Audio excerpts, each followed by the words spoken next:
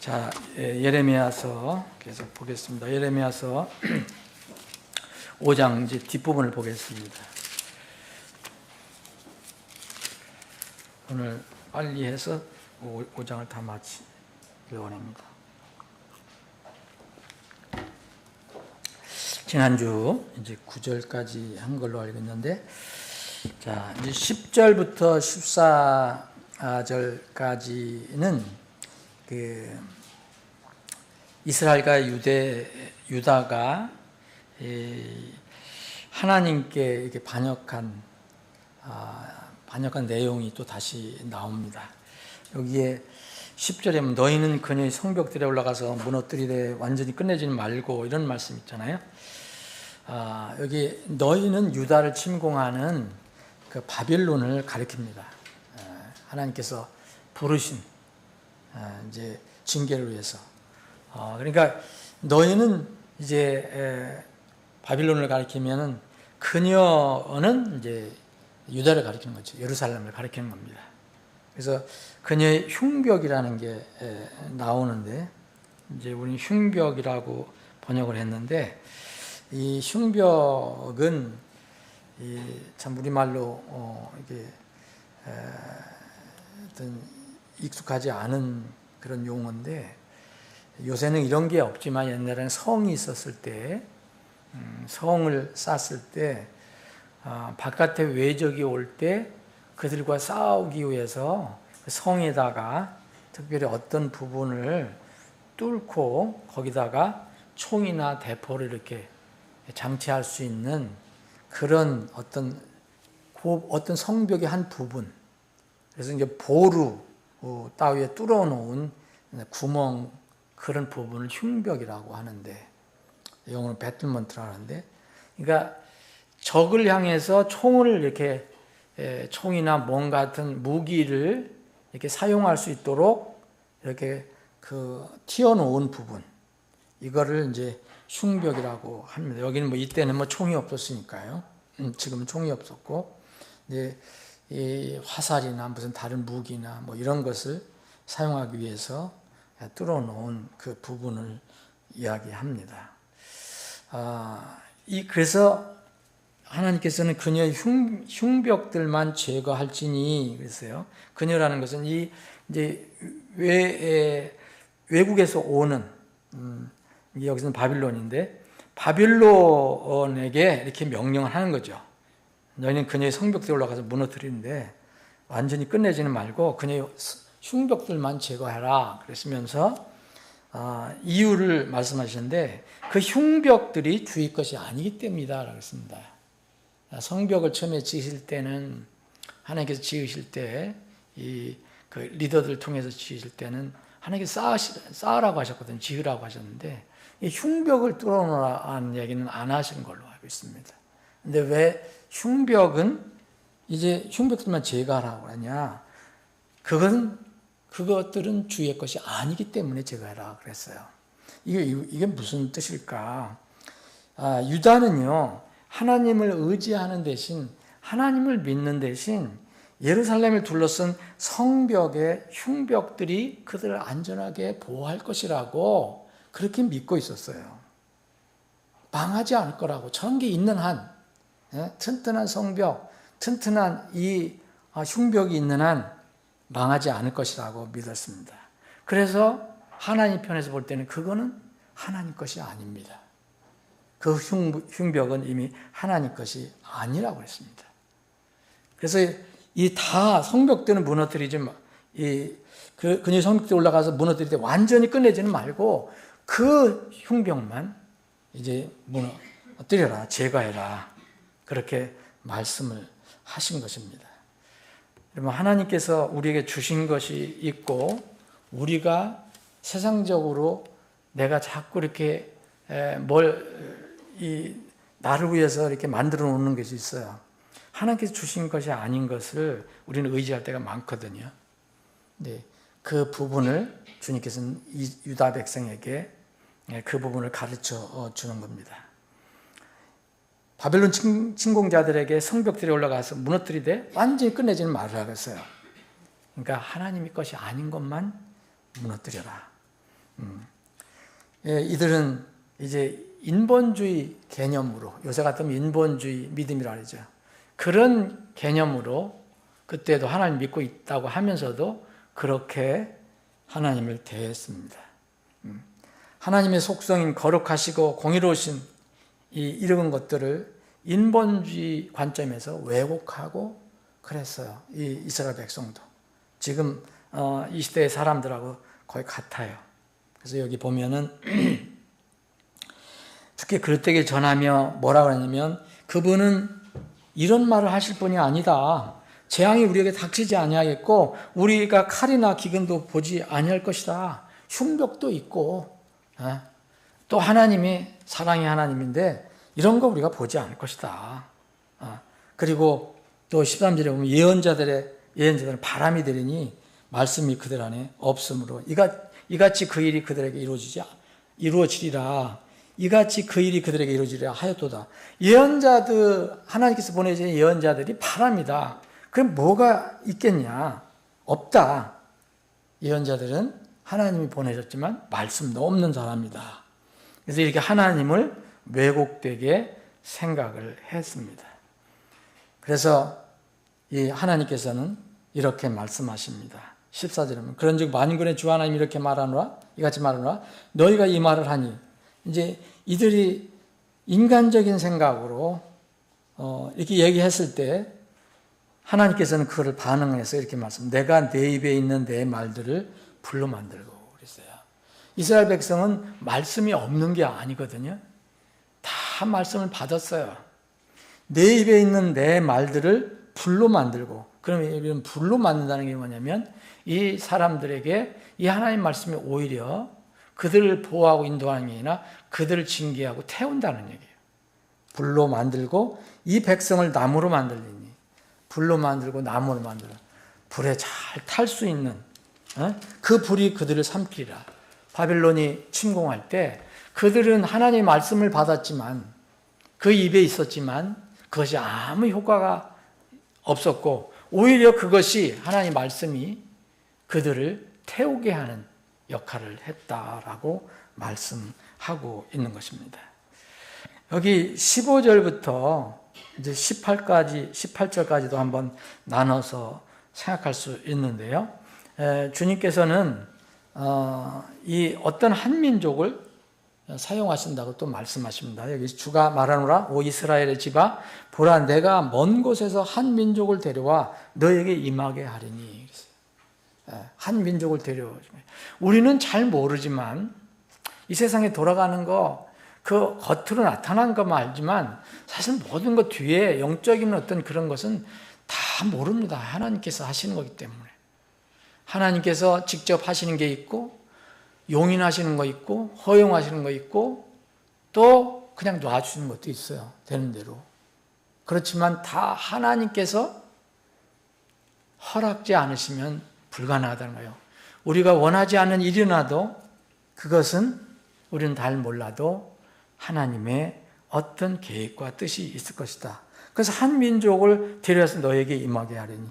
만약 이런 말씀이 없었다면 이스라엘 백성들은 그냥 우리 외적이 침입했다. 그렇게 생각했는데 하나님께서는 한 민족을 데려와서 너희 이스라엘에게 임하게 하겠다라고 말씀하고 계십니다. 근데 그 민족은 이제 이 이스라엘이 특히 싫어하는 아주 강한 그런 민족이라고 이야기합니다. 강한 민족이고 또 오래된 민족이고 또 그들이 말한 말 너희들이 알아듣지도 못할 것이다. 여러분 이스라엘 주위에는 아람이라든지 그 지금 같으면 시리아라든지 다마스쿠스라든지 그 주변 나라는요 어느 정도 의사가 언어가 이게 통할 수도 있었어요. 예수님 당시에도 아람 말을 썼어요. 이스라엘 말이 아니지만 그 히브리 말은 아니었지만 아람어를 썼거든요. 그건 주로 지금 지역 같으면 시리아에 쓰던 쓰이던 언어예요. 그런데 그런 언어가 아니다. 너희들 도대체 알 수도 없는 그 말도 무슨 뜻인지 모른다. 그 언어를 쓰는 민족을 내가 불러 드릴 것이다 라고 얘기합니다. 그들이 바로 그들이 전혀 알지 못하는 바벨론 갈대아어를 쓰는 그 바벨론을 데려오셨다고 말씀하십니다. 그들의 화살탕은 열린 돌무덤 같고 그들은 모두 용사들이나 보통 싸움을 잘하는 사람들이다. 강한 사람들이다. 그래서 그들이 이제 너희들에게 임하게 되면 너희들이 먹어야 할 것들, 너희들과 너희 자녀들이 먹어야 할 것들을 다 먹어버릴 것이다. 여기 17절은 그 말씀입니다. 그들이 내 포도나무들과 무화과나무를 먹고 또 내 수확물과 빵을 먹고 또 과일도 먹고 그리고 그것뿐만 아니라 내 도시들을 다 칼로 쳐갖고서 사람이 살지 못하는 불모지로 만들 것이다 라고 주님께서 말씀하고 계십니다. 그런데 주님께서 뭐라 하냐면 주가 말하노라 그럼에도 불구하고 그날들에는 내가 너희를 완전히 끝내지는 아니하리라. 여러분 참 이런 말씀은 얼마나 참 감사하고 소망적인 그런 말씀인지 모릅니다.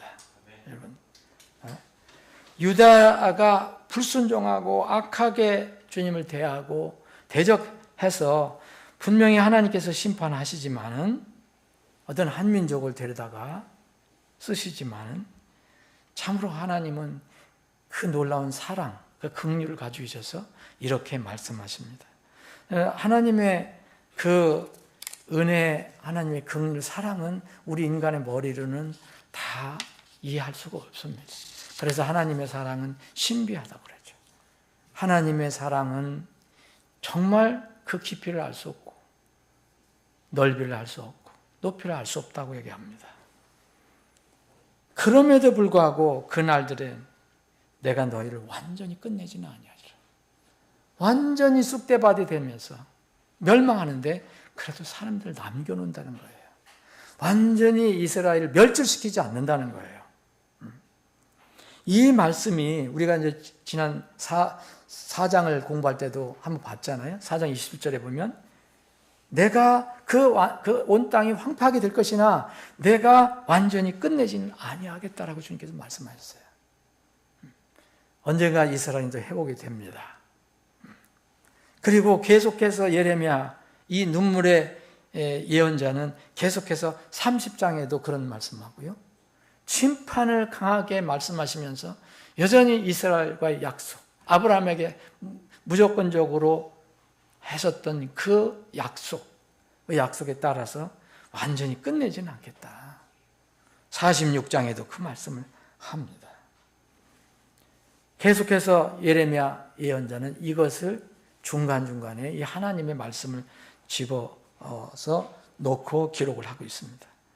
어떤 상황에서든 어떤 어려움 속에서도 우리는 하나님의 은혜와 긍휼, 사랑을 기억하면 힘을 낼 수가 있습니다. 하나님은 이스라엘을 조건 없이 선민으로 택하셨기 때문에 이스라엘이 불순종하고 또 대적할 때마다 공의의 하나님으로서 징계와 벌을 주셨음에도 불구하고 완전히 끝내시지 않았다는 것. 여러분, 우리 그리스도인들도 마찬가지예요. 성경에 보면 구원받고 나서 불순종하고 태만하고 세상에 찌들어 있고 세상을 주로 이제 섬기고 그런 사람들, 하나님처럼 섬기는 그런 사람들, 우리가 그런 사람들의 상태를 다 알 수가 없지만 그 구원받은 그리스도인들도요, 비슷한 시스템을 가지고 있어요. 한 번 구원받으면 영원히 멸망하지는 않아요. 근데 히브리서도 얘기한 것처럼 우리는 징계를 받는다고 그랬습니다. 징계를 받지 않으면 사생아라고 그랬어요. 그래서 막 정말 그리스도인이라 하면서 기독교인이라 하면서 하나님 믿는다 하면서도 정말 이상한 행동하고 정말 사악한 일을 하고 완전히 세상을 이렇게 하나님처럼 섬기고 사는 사람들, 그런 사람들이 아무 일도 승승장구한다? 그거는 구원받은 사람이 아닙니다. 하나님께서 그렇게 놔두시지 않습니다. 우리는 완전히 어떤 사람에 대한 모든 상황을 다 알 수 없지만 하나님의 말씀은 분명합니다. 이스라엘 백성도 분명히 하나님께서 선택하셔서 선민을 삼으셨지만 그 못된 짓, 하나님 대적하는 일, 악한 일, 이 불신앙에 대해서는 심판하셨지만 끝내 멸절은 시키지 않으셨어요. 그리스도인들도 마찬가지입니다. 그래서 우리가 그리스도인으로서 이 세상을 살아갈 때 때로는 우리가 원치 않는 그런 상황 닥치고 또 내가 때로는 눈이 어두워서 하나님과 멀어져 갖고서 이렇게 살 때 어떤 어려움을 당할 때도 우리가 바로 소망을 가질 수 있는 이유가 여기에 있습니다. 돌아서면 우리는 하나님의 소망 안에 또 들어갈 수가 있습니다. 그래서 성경은 회개하라 하는 거예요. 구원받은 사람이 첫 번째 구원받기 위해서 회개하지만 구원받은 사람도 회개하라고 합니다. 요한계시록의 7교회에 주님께서 주신 그 7개 부활하신 주님께서 7 지역교회에 주신 말씀에 다 회개하라고 말씀하십니다. 2개 교회만 빼놓고. 누구든지 그리스도인이라면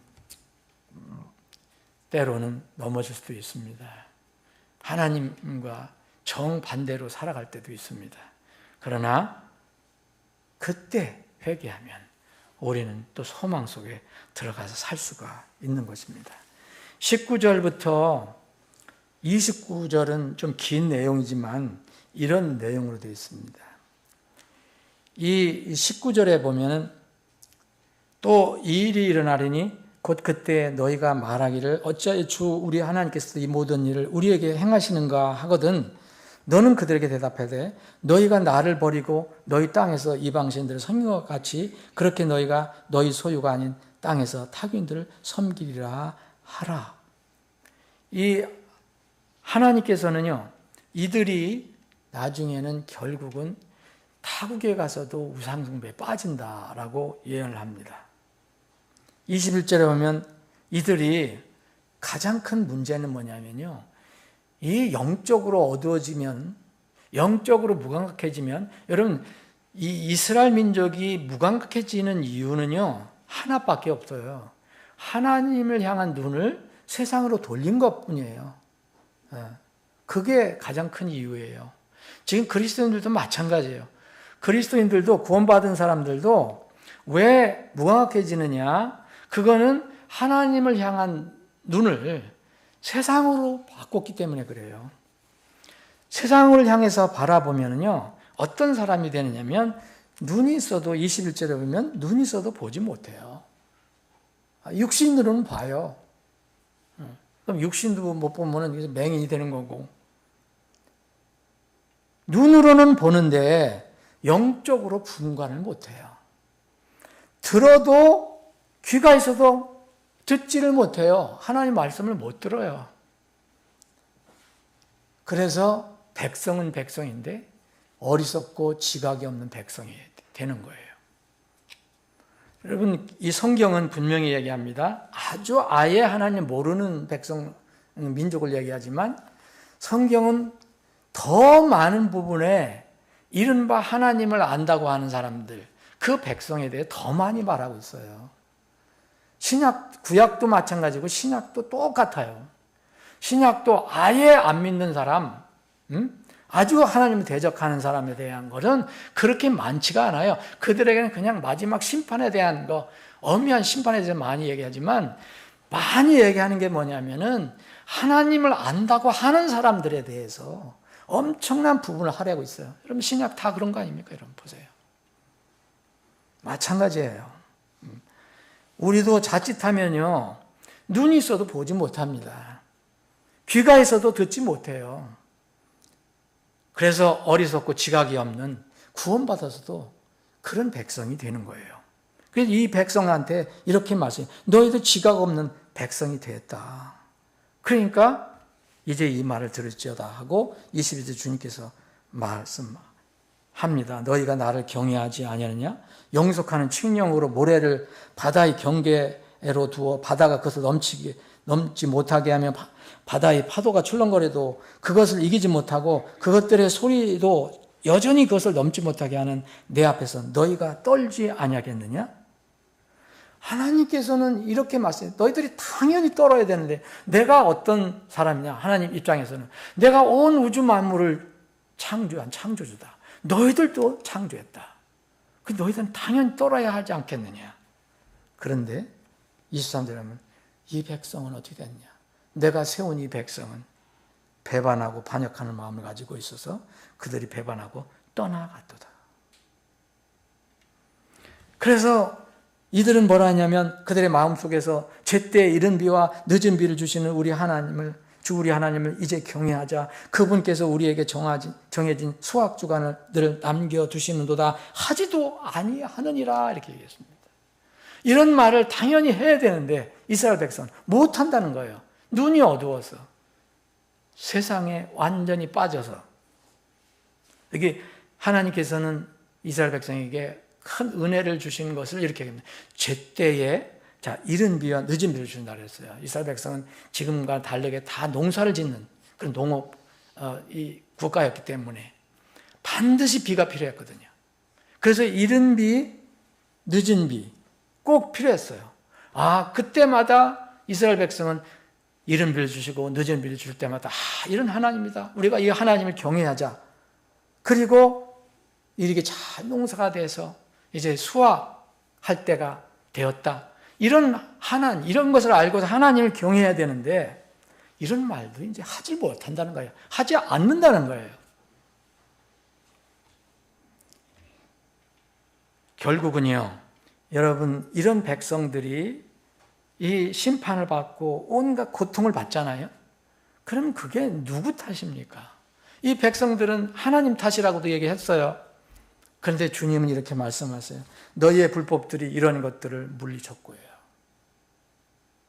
하나님께서 준비하신 이 은혜, 이런 것들을 너희들 스스로 물리친 것이다. 너희들이 밟아버린 것이다.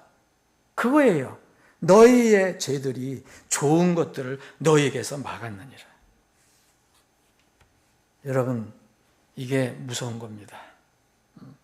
우리도 그런 것이 없는지 살펴봐야 됩니다. 하나님께서 우리를 위해서 준비하신 것이 많은데 정말 우리가 정말 하나님에 대한 마음이 식어지거나 눈이 어두워서 세상을 자꾸 바라보거나 이럴 때 이런 것들이 하나님께서 우리에게 베풀어 주신 늦은 비, 이른 비 주시는 거, 수확 주간들 남겨두신 거, 그런 남겨두었다는 그때 풍성히 거둔다는 얘기 아닙니까? 이런 것들, 우리가 먹을 것들을, 이런 걸 다 우리가 스스로 물리친 거죠. 좋은 것들이 오는 것을 우리가 막는 것입니다. 세상 방법으로는 더 좋은 것을 우리가 얻는다고 생각했죠. 하나님을 섬기고 하나님 예배할 때 세상에 무슨 일을 하는 게 더 좋을 거로 생각해서 했지만, 그게 더 좋을 거로 생각했지만 결국은 하나님께 준비한 모든 것들을 다 물리치는 거예요, 우리가. 그래서 참 하나님을 구원을 받았어도 하나님을 참 진실하게 찬양하지 못하고 경배하지 못한 사람들은 하나님께 준비하신 모든 것들을 다 잃어버리는 거예요. 세상에서 얻는 것들로 그 만족하며 살아가는 겁니다. 이 마지막에 이런 말씀이 있습니다. 이제 다 됐는데 이제 29절, 30절, 31절에 보면은요. 30절, 31절에 보면 놀랍고도 무서운 일이 그 땅에서 저질러져 왔다. 예언자들은 거짓되게 되고 세상들은 자기 방법대로 다 쓰며 내 백성은 그렇게 하는 것을 사랑하니 그것의 끝에는 너희가 무엇을 하느냐. 여러분, 저는 이 말씀을 참 이게 전에도 언젠가 한번 여러분들하고 나눴어요, 말씀이고. 그런데 이것을 다시 읽을 때 참 마음이 뭐랄까요? 참 착잡합니다. 놀랍고도 끔찍한 무서운 일이 그 땅에 일어난다고 주님께서 말씀하셨어요. 주님께서 그 이스라엘이 그렇게 반역하고 이방신을 따라가고 하는 그 모습을 보시고 이스라엘 땅에 무서운 일이 지금 일어나는데 그걸 그들이 저지른다 말씀하셨어요. 근데 그 무서운 일이 뭡니까?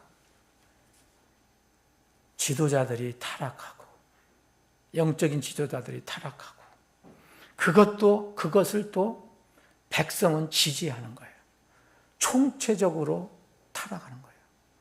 총체적으로 눈이 어두워지는 거예요. 예언자들은 거짓되게 예언해요. 하나님 말씀을 그대로 전하지 않고 자기 생각으로 각색을 하거나 세상 어떤 것을 더해 갖고서 말합니다. 제사장들은 자기 방법으로 다스려요. 이스라엘 백성들이 이 희생물을 가지고 와서 하면은 자기 생각대로 해요. 그런데 이런 영적 지도자들이 이러면은 그거를 부안해동하지 않고 그들을 위해서 기도하고 바르게, 우리만이라도 바르게 가야 한다 하는데 이 백성은 또 어떻습니까? 하나님이 이렇게 말씀해요. 이 내 백성인데 내 백성은 그들이 그렇게 하는 것을 사랑한다는 거예요. 지금 이 시대에 똑같아요. 여러분, 지도자가 잘못된 것이 또 문제 있지만요. 백성이 정신을 못 차리면요. 더 무섭습니다.